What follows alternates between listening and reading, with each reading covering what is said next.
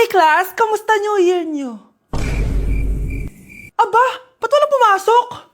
Oh, tama naman, January 5. Ma'am, present! Oh, Scarlett, pati ko lang pumasok, ha? Nasaan mga kaklase mo? Ayun, ma'am, lahat sila nasa birthday ni Kay. Ha? Nag-usap-usap silang lahat sa GC na hindi sila papasok ngayong January 5 kasi nga, birthday ni Kay. Sino ba yung Kay na yan, ha? Ewan ko din, ma'am. Invited nga daw ako pero hindi ako pumunta kasi hindi ko naman siya kilala. Humanda silang lahat sa akin bukas. Ikaw, perfect ka na sa akin sa quiz at assignment. Yes! Buti na lang, hindi ako pumunta sa birthday nung Kay na yun. Hello, class? Ay, good morning, ma'am. Walang good sa morning! Sinong nagsabi sa inyo na huwag kayo lahat pumasok kahapon? May nakita kami sa TikTok, ma'am. Wala daw pasok kasi birthday ni Kay. Ah, TikTok? Mas naniniwala kayo doon kesa sa akin? Nag-announce ba ako?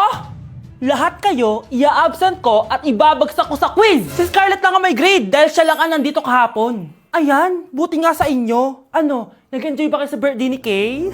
Birthday ni Kay! Birthday ni Kay! Eh di happy birthday! Sino ba kasi yung Kay na yan, ha? Ako, si Kay. Hala, nandyan na siya. May problema ba kayo sa pagpunta nila sa birthday ko? Dahil hindi kayo pumunta sa birthday ko, mamalasin kayo ngayong 2026. Ha? Sa akin dapat yung 2026 eh! Hindi! Hindi! Hindi! Hoy, Mare! Pinagkakarat mo daw na buntis anak ko? Eh, totoo naman eh! Tignan mo nga yung tiyan niya, alaki! Ah, basta! Hindi buntis anak ko! Ba't di natin siya tanongin, Mare? Anak! Halika dito! Yes, Nay? Buntis ka ba? Ha? Hindi po, Nay! Eh, bakit ang laki ng tiyan mo? Ah, bloated lang po ako, Nay! Uminom po kasi ako ng soft drinks kanina! Oh, bloated lang pala eh! Pinagsasabi mo dyan! Bahala ka kung ayaw mo maniwala! Sumasakit tiyan ko! Oh, ayan na! Mga anak na! Anak, napapano ka?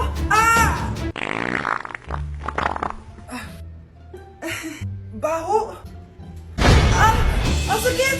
Parang iba na to, Nay! Anak, papiga ka! Anak, higa ka lang malalim, ha? Ire! Sige pa!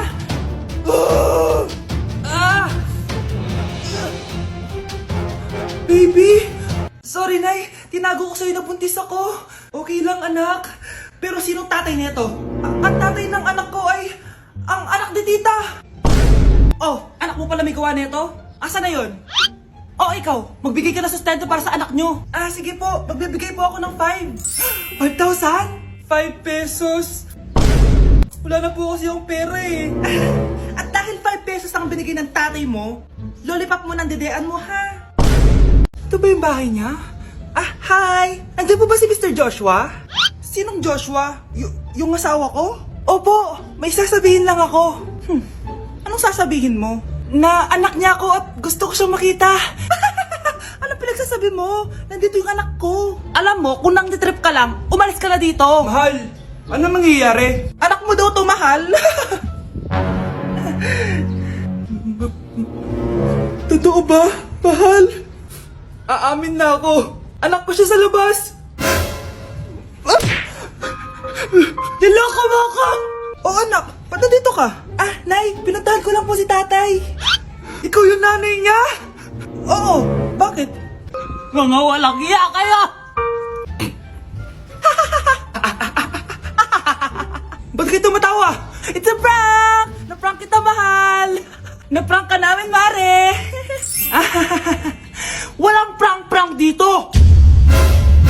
Huwag ka na uwi dito! Manaloko ka! Mahal! Mahal! Prank lang yun! Prank lang yun! Lumayas ka dito! Layas! Palimos po. Sino ba tumahingay na to? Patawad! Malis ka na!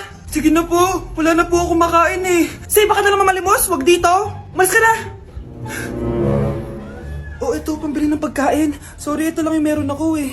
Salamat po. Ba't may camera? At dahil mabait ka, meron kang 1,000 pesos! Thank you po. Ba't ang ingay doon? Ano yun? Kailangan lang mo daw ang mga kagaya mo. Mabait at may puso. Hoy, hoy! Ano yan? Nay, vlogger po ata sila. Ayan guys, yung mataray na babae kanina. Anong sabi mo? Umalis na nga kayo dito? Layas! Nay! A few moments later. Uy, Mare! Mare, sikat ka na! Ang sama daw ng ugali mo! Ha? Di totoo yun. Alam mo yung mga fake news, di ba? Ang bait ko kaya. Tignan mo na lang, Mare. Fake news lang to. Totoo nga. Di pwede to. Palimos po. Hoy, ikaw! I-delete mo na yung video na yun. Ano pa pinagsasabi nyo? Kunwari ka pa, ha? Eto ka. Hoy! Ano yan? Wala to, Kap. Huwag ka na magsalita. Sumama ka na sabi sa presinto. Wag po! Magbabago na ako! Anak! Anak! Ang dami natin na pamilya, anak. Oo nga, Nay. Ang aesthetic nito. May ootsedi na naman ako. Anak, sino yun? Mukha silang masamang tao, Nay. Papunta sila dito, anak. Takbo na tayo. Sige, Nay. Anak, palasan mo. A few moments later. Ano to? Bakit nyo kami kinidnap? Anong gagawin niya sa amin? Mukhang mamahalin yung dala niyong gamit dyan, ah. Marami kayong pera, no? Bobo ka ba? Okay lang to. Nilagay lang namin sa paper bag para magbuka kami sosyal. Wow! Mukhang nakadalawa tayo ngayon, boss, ah. Oh, bakit anak? Boyfriend ko to, Nay eh. Walang liya ka? Bakit mo kami kinidnap? Aba, ayos yung boyfriend mo ah. Hindi ko naman alam na kinuha nila kayo. Eto ba trabaho mo? Nangingidnap? Part-time lang to. Ang mahal kasi na pinapabili mo, eh. iPhone 13 Pro Max. Kala mo ganda mo. Ano pa hinihintay mo? Nakawan na natin sila. Malahimik ka dyan. Girlfriend ko yan, no? Bakit ko sila nanakawan? Isusumbong kita sa nanay mo. Teka lang. Hello, tita? Yung anak mo, nangingidnap. Oh. Punyeta kang bata ka? Pabikat ka na nga na may marwisyo ka pa? Manda ka sa akin. Lagot ka sa nanay mo. Aalis na ako dito. Ops, akala mo makakatakas ka? Andito rin mga pulis. Huli nyo na to! Makukulong na naman ako. Aroy, tinanggalan ako ng ngipin. Napakalaki ng tinanggal sa akin.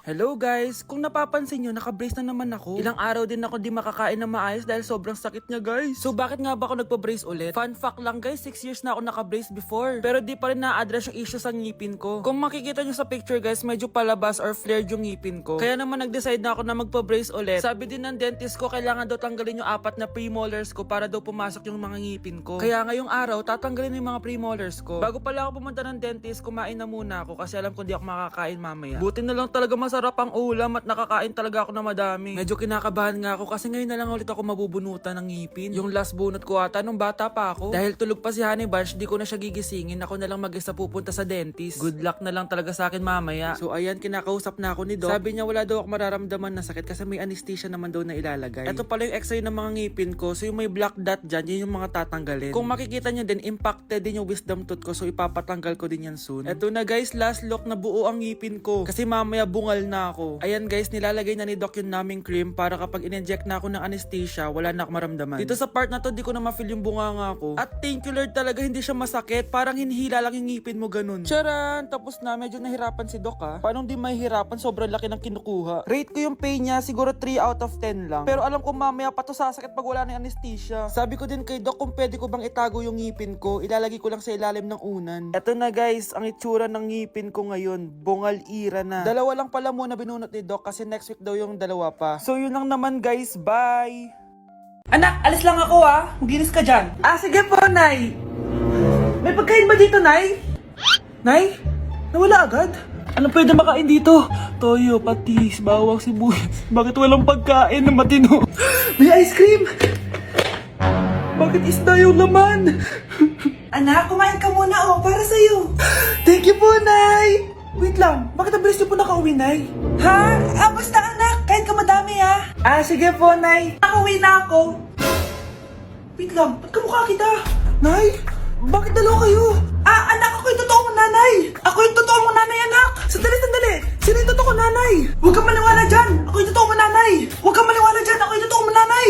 Ang gulo nyo. Ganto na lang. Ano ang paborito kong pagkain? Paboritong pagkain? Sinigang. Mali.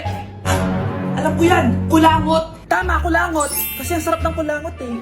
Oh, di ba tama ako? Malis ka dito, lumayas ka. Teka lang, isa pang tanong. Sige, pagbibigyan ko kayo. Isa pang tanong. Sino yung jowa ko? Jowa? Yung kapitbahay natin, si Ashley. Mali ka. Ha? Wala ka naman jowa eh. Tama ka. Huwag ka maniwala dyan, anak. Ako yung totoo mong nanay. Sino sa inyo yung totoong nanay? Anak, ako talaga totoo mong nanay. Sinungaling ka. Anak, maganda ka na. Dadating yung mayaman kong boss. Ah, sige po, Nay. Alimos po. Umalis ka nga dito. Baka makita ka pa ng boss ko. Sige na po. Pangkain ko lang po. Gutom na ako eh. Lumayas ka na. Ang dumi mo. Huwag ka nang babalik dito, ha. Oo, ito. Bili ka ng pagkain. Masasama talaga ugali ng mga yan. Thank you po. Pagpalain po sana kayo. Sige na. A few moments later. Ah, boss, kamusta? Alam mo naman bakit nandito ako, di ba? Ah, oo. Bibigyan mo ko ng pera. Tama, dahil ang bait mong tao. Wow, Nay. Yayaman na tayo. 1,000,000 ang laman nito. Ah, salamat. Ops! Hindi mo to deserve. Bakit naman? Ang bait ko kaya. Tumutulong kaya ako sa kapwa ko. Parang di naman, Nay. Nay, pumasok yung mabahong pulubi, oh. Oh, bakit nandito na naman yan? Boss, pinaalis nila ako kanina. Naalala niyo ba siya? Tauhan ko yan. Sinabihan pa akong madumi. Ah, joke lang yun. Ito naman. Shh! Ibibigay ko to sa karapat-dapat at hindi ikaw yun. Ikaw ang karapat-dapat na makatanggap nito. Sa akin? Milyonaryo na ako. Hindi pwede to. Sa akin dapat yan eh. Kayo ang tunay na mababaho! O eto, 5 piso, pampalubag loob.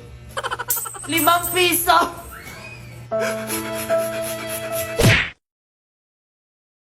Mga anak! Aba, tanghali na wala pa rin gising? Naku, sinasabi ko sa inyo, pag ako namatay, kawawa kayo! Ano ba yan, umagang-umaga? Ang dami sinasabi ni nanay. Mga pinagkainan nyo kagabi, hindi kayo marunong magligpit. Ang tatanda nyo na, parang pa rin kayo mga bata. Kailangan gisingin natin pagluto. Grabe si nanay, nauna pa magpagising kesa sa alarm clock ko. O Kyle, kakagising mo lang? Anay, hindi pa po ako natutulog. Ano? Diyos ko po! Nung kabataan namin, 7 p.m. pa lang, tulog na kami. Tapos, ang gising namin, 4 a.m. para pumasok sa school. Walaan ko, Nay. Tumatawid pa kayo ng bundok tsaka ilog para mag-aral, no? Oo, buti nga kayo may hatid sundo pa eh. Scarlett! Ayan na, magkikiss na sila. Aba, parang anak ng mayaman na. Prinsesa ka? Nay naman eh, ang init-init eh. Hindi ako nagtatain ng pera, Scarlett, ha? Nagtitipid ako ng kuryente, kaya matuto kayo magtipid. Kaya gamitin niyo tong 2-in-1 Stand and Desk Fan from Tough Mama. Di ba ang aesthetic? Meron tong 4-speed control, kaya sobrang lakas nito. O di ba ang lakas? At syempre, matibay. Di kagaya ng relasyon nyo. Lo, magluluto na nga lang ako. Ops, bago ka magluto, gamitin mo tong stackable multi-cooker ng Tough Mama. Pwede ka dito mag-boil, pwede ka mag-fry, at marami pang iba, gaya ng steam and grill. O diba, kahit ano, magagawa mo dito. Pati pag move on sa ex mo. Bakit ang sakit mo naman magsalita, Nay? Nay, hinuhuli ako ng mga tano sa labas. Ha? Bakit ka nila hinuhuli? Di ko po alam, Nay. Yung totoo, anong ginawa mo? May nasagasaan po ako, Nay. Ay, Diyos kong bata ka. Sige, magtago ka na. Sige po, Nay. A few moments later. Tao po! Ano po yon? May nasagasaan kasi anak mo. Nandito ba siya? Grabe naman. Kaso, wala siya dito eh. Para sigurado, pwede ba ako pumasok dyan? Sige. Sakit ang tiyan ko. O, di ba? Wala siya dito. Mukhang wala nga dito. Sige, alis na ako. Ano yun? Nandiyan ka lang pala, ha? Huli na kita! Teka lang. Ano ba nasagasaan niya? Nakasagasa siya ng langgam! Langgam? Seryoso ka ba? Bakit? May buhay din sila! May pamilyang naghihintay sa kanila! Oo, sige. Huli niyo na yan. Total, puro kain at tulog lang naman ginagawa niya dito.